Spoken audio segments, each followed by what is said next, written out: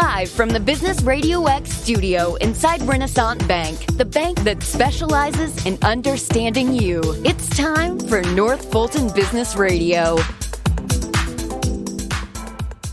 And hello, everyone. Welcome to another edition of North Fulton Business Radio. I'm John Ray. We're coming to you virtually. We're not in our normal spot there in Renaissance Bank on Windward Parkway in Alpharetta, but we're really high on the bankers there at Renaissance who remain working throughout this pandemic, and they've done a great job for small businesses, and we know that personally from some of the folks that we work with. So if you need a more personal experience for your small business, go check them out. RenaissanceBank.com will lead you to locations across the South, over 200 of those locations, and they're happy to see you. You just need to make an appointment ahead of time. So check them out, Renaissance Bank. They're awesome, and can't say enough good things about their people. Renaissance Bank, understanding you, member FDIC. Now I want to welcome Dave Boss, and Dave is managing partner with the operations group. Dave, welcome. Good morning, John. Thanks for the opportunity. Great to be with you this morning. It's great. How you doing? I'm doing great. It's great to be with you, and I've been looking forward to this because I'm going to learn something today. But for those that don't know you, don't know the operations group, why don't you describe a little bit about what you do and how you help folks out there? Very good. So the operations group is a consulting firm, and what we do very simply is we help companies improve profits by focusing on the four most important factors in operations, being safety, quality, cycle time, and productivity. And we use a range of methods that we're going to talk about today, maybe, including Lean and Six Sigma, to help companies improve their profitability. Cycle time. Why don't you define that for those that don't know that term? Okay. If you've ever ordered a shirt from Land's End or LL Bean and you get the notice that it's back ordered and it's going to take 2 weeks, that's an example of cycle time. So it's anything that doesn't let you ship the product that day. In some industries you don't need to, but you want to be able to turn the product around as quickly as possible. That increases your capacity and usually your customer satisfaction as well. And it's the same thing for services. Yeah, sure. That makes sense. Now, Dave, I don't know a lot about your discipline, but I'd have heard of time and motion studies. And those have been around a while, I know. So is that what we're talking about here, or how does that fit into the work that you do? Well, certainly time and motion studies were, a predecessor, the grandfather of what I'm going to be talking about today. Around the turn of the century was when industrial engineering was first conceived, and some of the more famous people you would have heard of. You and I are probably even not old enough to have seen the original movie Cheaper by the Dozen, which was the story of Frank and Lillian Gilbreth, who had 12 children, and they applied time and motion studies to raising their family. But there was a remake in 2003 with Steve Martin and Bonnie Hunt that you may be more familiar with. But that family was considered some of the fathers of industrial engineering. Henry Ford, Frederick Winslow Taylor are some of the more famous people. The issue with those time and motion studies was it was efficiency at almost all costs. Work was defined and simplified to its basic tasks so that everything became very repetitive, and employees were told what to do without getting a lot of input from them. So they were treated more like machines. And one of the things that we try to look for today is getting employees to look at their work and come up with better ways of doing it, not just being told what to do. If you fast forward to after World War II, the country of Japan was annihilated during the war, both the conventional bombing and the atomic bombs. But the United States wanted to help them get back to be productive, members of the world economy. But they had no money, no capital, and they would have to compete on the world stage with big American industrial steel mills and auto factories, but they just didn't have the money. So they built on those concepts from those early pioneers like Taylor and the Gilbreths and Henry Ford, but had to find ways to compete with very little resources. And so the best thing that they were able to do was be able to continually get their employees to come up with little improvements.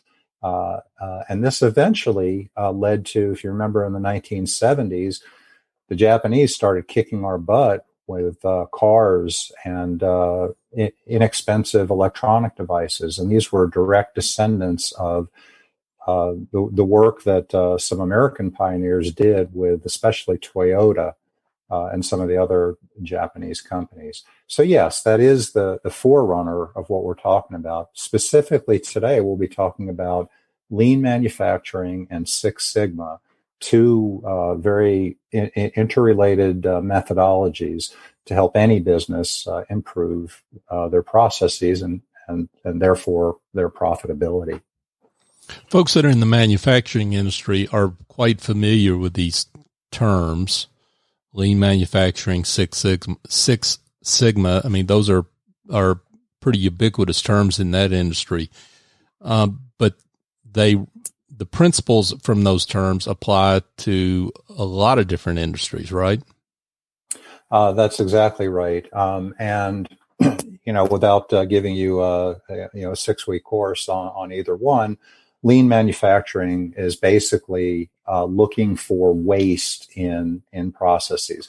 If people do work, there's a process involved. If a process is involved, it can be improved, and it always has some type of waste. It turns out there are 8 types of waste. Probably the most important one is the thing that Henry Ford and those other pioneers pretty much ignored, which was the waste of human potential, the intelligence of the employees. They're more than robots. If somebody would just ask them, they've got all these ideas about how to make things better, do things quicker, improve quality. So that's lean manufacturing. The other program, the other methodology I talked about was Six Sigma. Mm-hmm. And it's got a little bit different approach, but it basically capitalizes on statistics to try to make any type of these work processes more repeatable. If we get people to do things the same way, and then you imagine going to McDonald's, and every time you go to order a Big Mac, it comes out differently because people do things in different ways. Mm-hmm. Six Sigma tries to get everybody to do things the same way, so you have a common starting point to improve any process. Do those definitions make sense? Absolutely. Now, let's dive in just a little deeper here, because let's talk about maybe doctors. You're telling me you're going to tell a doctor how to efficiently examine a patient, or I'm being facetious here, but what are you telling us, folks like that think, well, hey, there's no way you can really tell me how I need to examine a patient, for example. Right, and that's the reaction not only from doctors, but think of even corporate positions where relationships are more important than process. So mm-hmm. think salespeople, HR people like that. But since you mentioned doctors, let's talk about that. Mm-hmm. So I would never dare to impinge on the time that the doctor is spending behind the closed door of the exam room with the patient. He went to 6 or 8 years of school and 8 or 10 years of internships and residencies. I have no clue. So that's sacred. That's off limits. But let's say that doctor is part of a practice, and on average, Monday through Friday, assuming he doesn't take off Wednesday afternoons to play golf, but Monday through Friday, he sees 15 patients a day. what if we could improve all the things that don't involve his time behind that closed office door, and move him from 15 patients a day to 20 patients a day. Mm-hmm. So now he's seeing 25 more patients a week, and he's either billing the insurance company or the patient or Medicare for those additional fees, while not sacrificing any time with those patients. So we look at things like who else can do the work that the doctor is now doing. Maybe a much lower paid administrative assistant, sometimes a nurse or a junior doctor. Or we can make sure that every exam room has got all the equipment and tools and devices needed and supplies before the doctor walks in, so he doesn't have to walk out and waste time doing all that. And these type of things also make the patient experience much better. If I might offer another example, sure. Moving on to a salesman, mm-hmm. Again, Dave, how are you going to tell me how to sell? This is all about relationships. There's no process involved. Again, I'm going to treat the time that salesman has with his client or her client as sacred. Mm-hmm. I don't need to know anything about sales. But what if we examine that traditional sales pipeline, the funnel, where you start off with a potential client wanting something, moving into them becoming a lead, and then qualifying them as a prospect, putting a proposal together and resulting in an order. And at each step of that funnel, more and more of those potential clients go away, so that, if you're lucky at the end of that, maybe 10% of your leads have turned into paying customers. What if we fix that funnel by looking at previous sales, so that at each step of that narrowing down of that sales funnel, we improve that percentage by 1%. So imagine if we can help a salesman without doing anything with what he tells the customer in that sacred time, but move their win rate from 10% to 15%. Just think about the increased revenue and profits, both for his company and in his pocket for the commission or bonuses that he's going to earn. So when I can explain things to people in terms that affect their pocketbook, usually that resistance starts to melt away a little bit. I would think so, if folks understand the bottom line. I mean, what you're talking about is really being able to service more revenue, potentially, with the same existing time constraint, the same overhead, so forth. And that automatically, by definition, means more to the bottom line, right? It does. I mean, sometimes there may be an investment required, but always, if an investment required, we put a business case together to show an ROI, a return on investment for that money. And oftentimes, it's not with the same overhead. Since we're looking for waste, a lot of times we can do things with less overhead. One of the keys to success in what I'm going to explain as a cultural transformation in most companies is, employees think about process improvement, reducing costs and all that, and they worry about their jobs. So leading companies that embrace this make a commitment to their employees when these programs start, that if you participate and give us your brain power in making things better, we'll promise you're not going to lose your job based on this activity. Now, I can't promise you that COVID's not going to come around and you'll lose your job for that, sure, but it's not going to be for making things better. I mean, think about it. What company wouldn't want to, either find new place or give new training or give a promotion to somebody that's helped them make more money? Folks, we're here chatting with Dave Boss, and Dave is managing partner of his own firm. The Operations Group is the name of his firm. Dave, talk a little bit about how you assess a client and how maybe somebody gets in touch with you and they want to improve their processes. I mean, how does that engagement work? How do you assess what their issues are and, what needs to be done? Another great question, John. So a typical engagement involves an initial type of assessment. Someone contacts me because they're struggling usually with profitability. And believe it or not, although I'm not an expert in almost any of the industries that I go into, I've been able to provide great value in a range of industries, ranging from large mechanical equipment, hand lotions and consumer packaged goods, microprocessors, a window and door manufacturer, and a range of other types of companies. What I bring to the table is this understanding of process, understanding of a wide range of tools for collaboration with employees, documenting their processes, and helping them think of better ways to do their work. So I'll come in, but even without that knowledge of that particular industry, if it's new to me, usually I've probably got some ideas within a day or two of how to improve things.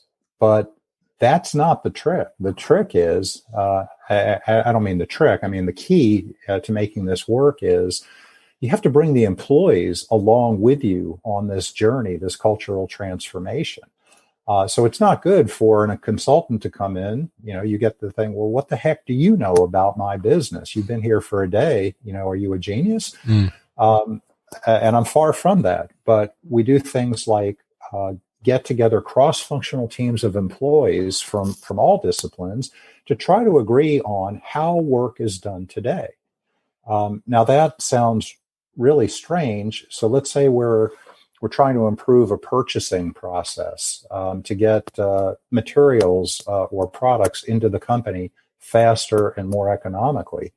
Why would I possibly invite a salesman or an HR person to participate in trying to fix that?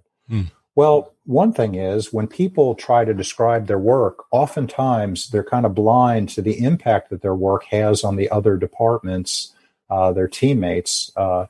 And those people often bring different perspectives that the person doing the work never really thought about. It's a great team building exercise. About 2 years ago, we had a project at an Atlanta-based manufacturer called Tenkata. They're the company when you're driving down the road and you see the orange construction fencing to keep the dirt from coming into the street. That's one of the many products they make. One of the people that we invited to this 8 or 10 person team to fix a customer service process was a sales guy. I don't have time for this. Why in the world am I coming to this particular thing? I need to be out in front of my customers selling. Long story short, after this process of trying to document the customer service process from the time it's handed off until the customer was happy and paid the bill, was this person left that exercise with aha moments, epiphanies.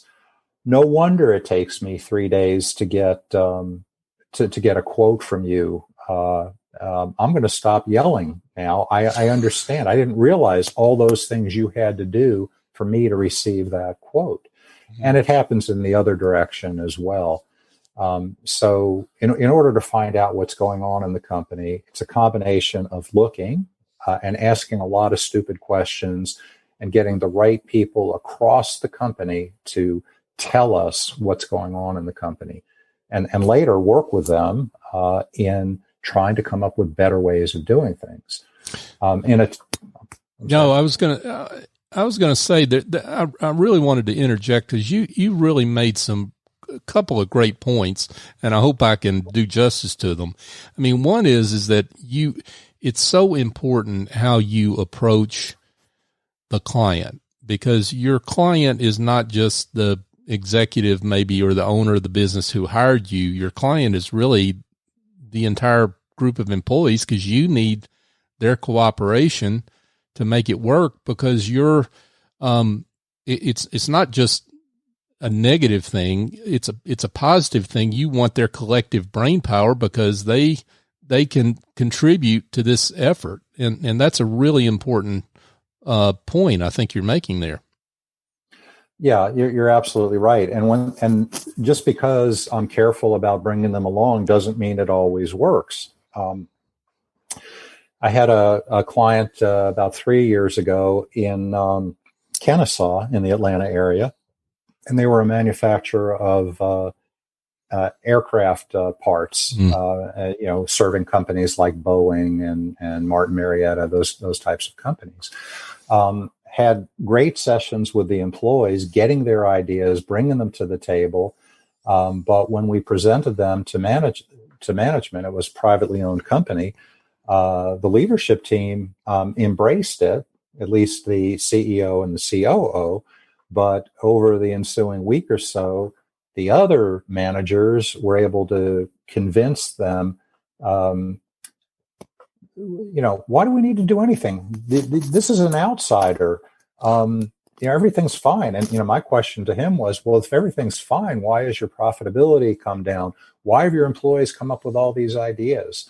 But because for whatever magic reason, I couldn't crack that code of bringing those employees along, what ended up happening was they were able to talk the leaders out of making change. And as you probably realize, human nature is very resistant to change. You've heard of things like not in my backyard, not invented here.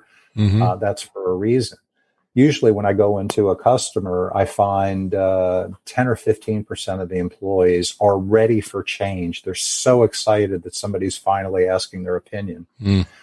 About 20% are naturally resistant. They're not going to let you do anything. They feel like they're so valuable that they don't have to change despite the problems in the company.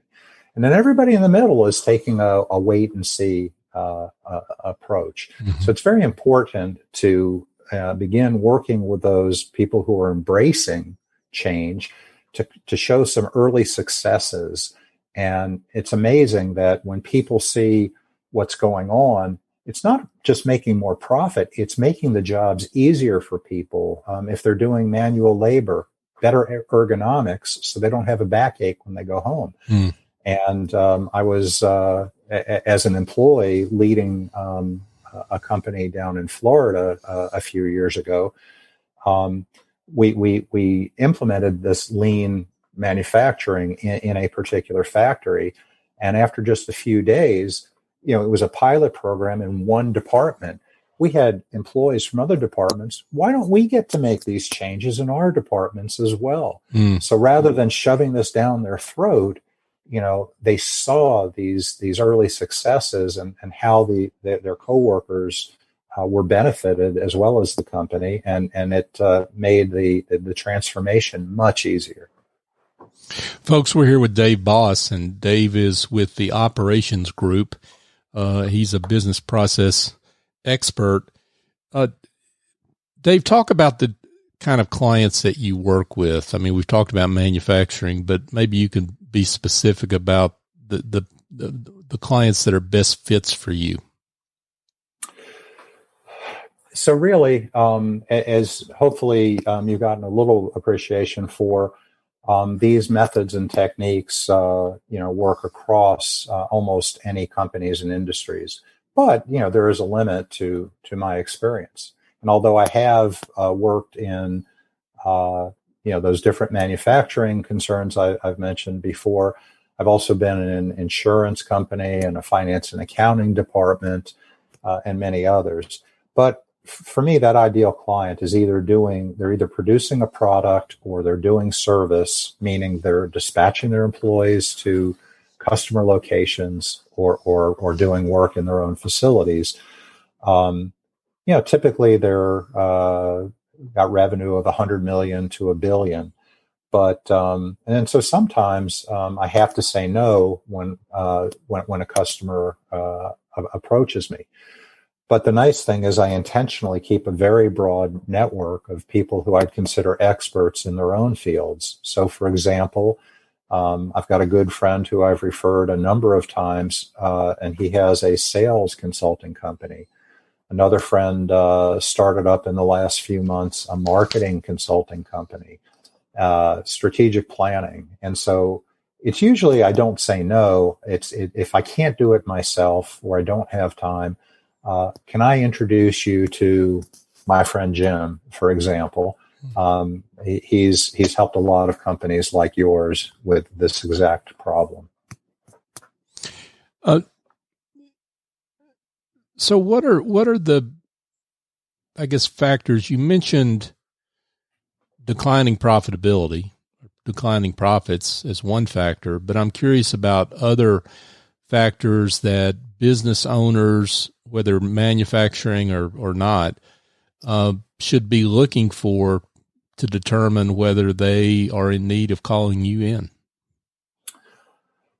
So if the company has extensive metrics and measurements of their business, it's not really hard for them to recognize, because they'll see that like you said, their profitability is declining. Their on-time delivery percentage is going down. In other words, they're not shipping. It used to take 6 weeks to make a delivery. Now it's 8 weeks, even pre-COVID. If they're less sophisticated in terms of the amount of measuring that they're doing, perhaps with a smaller company, there's a lot of visual. The workplace is disorganized. People are walking around a lot. One exercise that the business owner or the executive can do on their own is go out onto the floor, whether it's factory or even in a white collar environment where people are doing computer and paper processes, and stand in one place for an hour and just look around. So using a factory as an example, the only time in the ideal situation that an employee should be walking around is he needs a break. He wants to get a Coke. If he's still a smoker, he wants to go outside and get a cigarette, needs to go to the bathroom, needs to make a phone call. But I said needs, and it's the employee's decision that he wants to get up, get away from the workplace for that purpose. He shouldn't have to walk to go find tools, go find spare parts, go get better instructions to do the work. And it's amazing what you see when you just stand there and just take note of why people are walking around. Now, you need to communicate with them that you're not the productivity police. You're trying to help make their jobs easier. So you're sure to ask them, why are you walking? This is not punishment. This is, this is getting your ideas for how could we help you to stay at your workplace if that's what you want to do at that particular moment. And I talked about in lean manufacturing, we're looking for waste. Waste is anything that doesn't add value in the customer's mind. So if the customer knew that they were paying for this particular thing that goes into the price of the product, it's waste if it's not adding value, if they wouldn't willingly pay for it. So somebody walking across the factory to get a tool, or an accountant walking across the office to get a Xerox copy of something, most customers wouldn't willingly pay for that if they knew that that inefficiency was built into the price. Makes perfect sense. Now, Dave, I have to assume that a lot of businesses have had to change processes based on COVID-19 and social distancing and that kind of thing. How do you help clients that suddenly their business processes are a little bit in a disarray, maybe? So unfortunately now, it's more than a little bit in disarray, and there's two polar opposites of what I'm finding among my clients and potential clients. There are companies that are thriving with record sales. I've got a customer in the pharmaceutical distribution business that is experiencing record sales by 20%. I mean, I guess there's a lot of people that are depressed and need depression medicines during what's going on in our country right now between the epidemic and the protests. A skincare products company, when you use a lot of hand sanitizer, your hands tend to dry out, and so they're booming. On the other side, especially early on, with some of my clients that had supply chains in Asia, in particular, they're in addition to orders being cut back because their customers had so much uncertainty, their supply chains, where they're getting their products and materials from, shut down. So in both cases, and I don't see too much in between, they're either thriving or they're, I'll be happy if they can keep their doors open, much longer. But in both cases, process improvement can help them. So if they've got record sales and they want to be able to deliver on time and take all these orders and not put everything on back order, now's the time to improve those processes, be more efficient, take down the delivery times, get your costs more competitive so you make even more profitability. And when you come out of whatever we're going through now, if we ever do, you've got a leg up on your competition. On the other hand, if you're struggling and wondering, even with the PPP loans and all the assistance, how are you going to keep the doors open? Maybe the answer isn't getting rid of your employees. It's helping them do their work better, faster, et cetera. And again, when we come out of the pandemic, those companies will be much better positioned to compete with, the usual cast of characters. Sure. That makes perfect sense. Now, Dave, as we draw to a close, one thing I want to make sure we mention is that you work with companies not just in the U.S., but you're fluent in Spanish and Portuguese, so you've got quite a reach that goes beyond just companies that are here in the United States. That's right. I'm actively seeking assignments throughout Latin America and even Spain and Portugal in Europe. I have, like you said, I have fluency in Portuguese and Spanish. Probably the most likely clients would be either companies here that want to do business in Latin America, or companies that have operations in Latin America that would like an American perspective on improving profitability. And, there'd be no greater joy than being able to work with folks in their own language in these foreign countries, assuming that we can get on planes to get admitted to foreign countries. But, we're probably talking next year. But I would love to have that opportunity.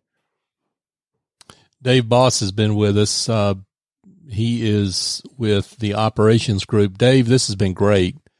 Lots of things, I think, for folks to think about, particularly as they navigate this environment. And I'm sure there are folks that have heard some of what you've had to say and might want to be in touch. Why don't you tell them how they can do that?